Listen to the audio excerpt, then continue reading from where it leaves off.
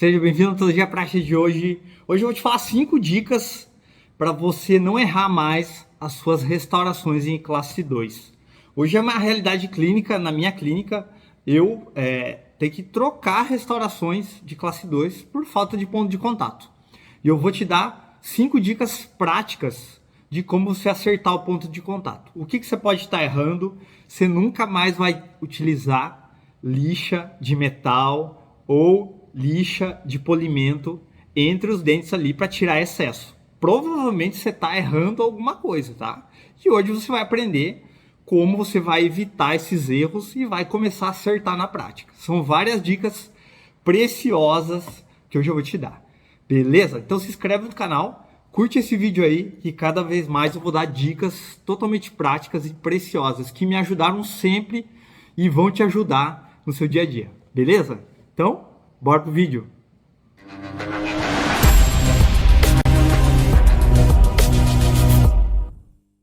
Vou dar algumas dicas totalmente práticas de como você realizar uma classe 2 de sucesso. Refazer um ponto de contato de uma forma simples e prática. E você vai descobrir algumas coisas muito especiais e são segredos que eu utilizo no meu dia a dia. Então assiste até o final do vídeo, que é muito precioso. Então muitas vezes quando você vai fazer uma classe 2, que é entre os dentes posteriores, primeiro, muitas vezes você não consegue passar a matriz, né? A matriz não vai passar. Por quê? A melhor matriz para ser utilizada é uma matriz pré-contornada, aquela matriz que tem uma barriguinha já, uma curvinha, que ela vai fazer melhor o ponto de contato. Mas por ela ter essa barriguinha, muitas vezes essa matriz não passa. Você não consegue colocar ela entre os dentes posteriores. E agora, o que eu vou fazer? Eu vou passar uma broca lá e vou gastar para passar essa matriz? Esse é um erro que você não pode cometer. Como você vai separar esses dentes? Antes de começar a remover a cárie, você já pode testar a matriz, né? Você pode testar a matriz, se ela está entrando, legal. Não precisa separar. Se ela já não está passando, você pode utilizar já uma cunha com um volume maior, uma cunha de madeira com um volume bem maior, né? Assim você já vai estar criando espaço. E a cada tempinho, por você jogar água nela, ela vai perdendo a pressão. Você vai apertando cada vez mais nela, né? Eu esqueci de colocar antes de fazer o preparo, não tem problema. Terminou o preparo, antes de você arrumar o material para colocar a matriz, coloca uma cunha de madeira maior do que você vai utilizar naquela área. Assim você já vai criar um espaço para passar a sua cunha. Então você vai deixar ela esperando lá e antes de colocar a matriz, você vai puxar ela e já inserir a matriz. Assim você vai conseguir passar a sua matriz. Ok. Primeiro passo, colocar a matriz para criar o ponto de contato. Mas e tem algumas vezes que eu não consigo o ponto de contato. Você tem que analisar o dente ao lado. Como se forma o ponto de contato? Geralmente o dente vai ter uma barriguinha, onde cria-se o ponto de contato nessa área, e o outro dente vai ter uma barriguinha, onde cria o ponto de contato nessa área aqui. Essa área aqui, o dente ao lado tem que ter. Então, se ele não tiver essa área de ponto de contato, como você vai criar o ponto de contato?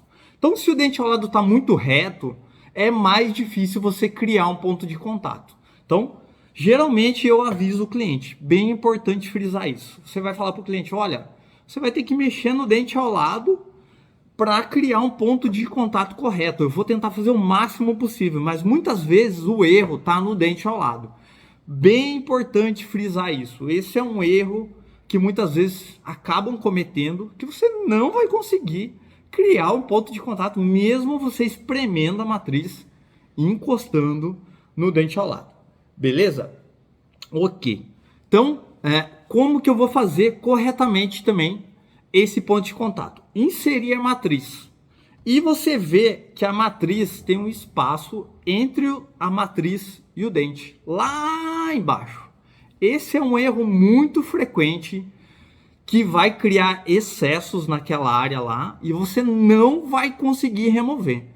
Esse foi o erro que eu falei na introdução do vídeo, para você utilizar lixa de metal para fazer acabamento ou tira de lixa diamantada para fazer acabamento. Você não vai conseguir mais remover aquele excesso. Então, como que você vai evitar isso? Utilizar a lupa para você visualizar aquela área e escolher a cunha de madeira correta, o tamanho correto da cunha de madeira. Lembrando, se você coloca uma cunha de madeira muito grande, você também vai criar um defeito gengival, momentâneo, né? Então você vai pressionar e vai criar também um V entre os dentes, né? Que não vai ficar tão legal. Então é fundamental você escolher a cunha de madeira correta e moldá-la. Geralmente eu utilizo um bisturi lâmina 12 para levemente cortar ela para fazer uma barriguinha, fazendo aquele formato que eu falei, que é essa barriguinha natural do dente, né? Então você já vai moldar corretamente, né? Outra coisa, você vai sempre macerar essa matriz em contato com o dente ao lado. Como que eu vou fazer essa maceração? Você vai arredondar ou pressionar ela para encostar mais ainda no dente ao lado, depois de você colocar a cunha. Eu vou utilizar um brunidor, né? Um Hollenbeck, para você macerar e encostar o máximo possível no dente ao lado. Você vai estar esculpindo e aproximando mais ainda, porque muitas vezes ela acaba inclinando. Então você pode moldar essa matriz que você inseriu. Beleza. Qual resina, o que eu vou aplicar depois que eu encaixei tudo, eu vi que está encostando no dente ao lado, eu já adaptei o grampo, né? Tá tudo legal para mim começar a minha restauração classe 2. Qual resina eu posso utilizar? Eu já falei aqui no canal que não é recomendado resinas fluídas para você erguer essa parede palatina. Pois bem, eu estava errado. Eu posso utilizar, mas eu não recomendaria você erguer totalmente essa parede, né?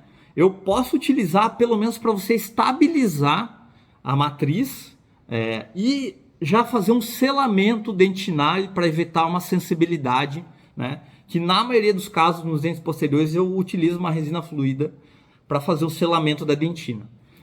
Então, qual resina geralmente você vai recomendar? Tem que ser uma resina com alta carga, né? Por que alta carga? Porque você vai ter uma força maior oclusal naquela área. Então, hoje em dia, o que a gente tem de legal para resina naquela área é a resina Heavy Flow da Voco. Então, geralmente eu gosto de comprar uma resina já numa cor A3, A3,5, porque é uma característica de dentina, né, posterior naquela área, e eu vou pelo menos erguer um pouquinho ou pelo menos estabilizar aquela matriz, né, que você inseriu, que você bruniu ela para fazer o ponto de contato. Ok, então eu não vou erguer a parede inteira mesial na meia? Não, eu não recomendo. Mas qual resina então eu vou utilizar? Utilize uma resina de esmalte, né? Você vai fazer uma fina camada, erguendo, transformando uma cavidade complexa numa cavidade simples. Assim você vai estar resolvendo o caso de uma forma simples. Sempre transforme cavidades complexas em cavidades simples. Então, nesse caso, utilize uma resina de esmalte nessa A6. Ok, qual resina você recomenda?